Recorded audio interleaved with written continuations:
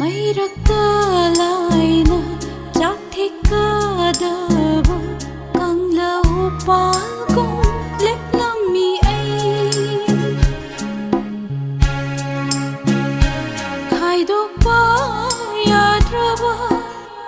anai batureli chilgun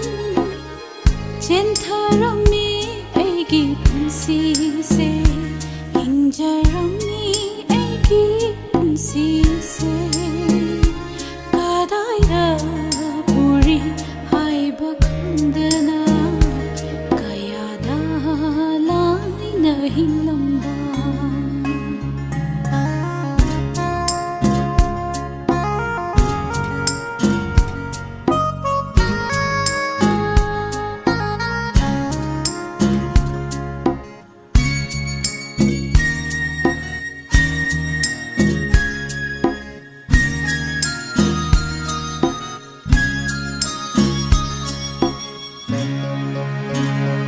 Sembiba mapu nahakpu mirai ramle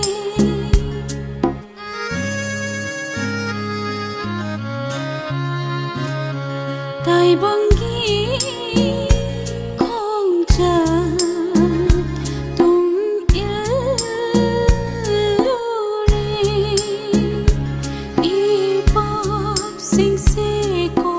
piriba ai ha pusu kan biriba nungshi thoira mapu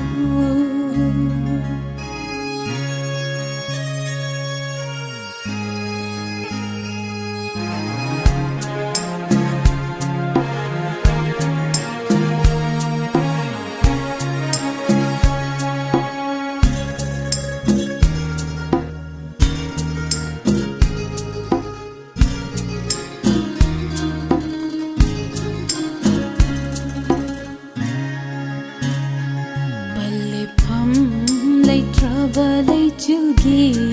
matogum panthung fam khang dale lami ai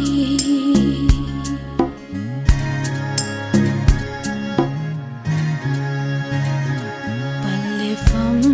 lai balai chilgi matogum panthung fam khang dale lami ai halakpa yara roi daba hawa yang terhacanggung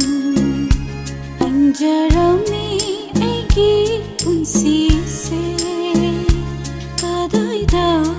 puri hai bakhandana kayada laina hinlamba mayrakta laina chathikadaba kanglau palkong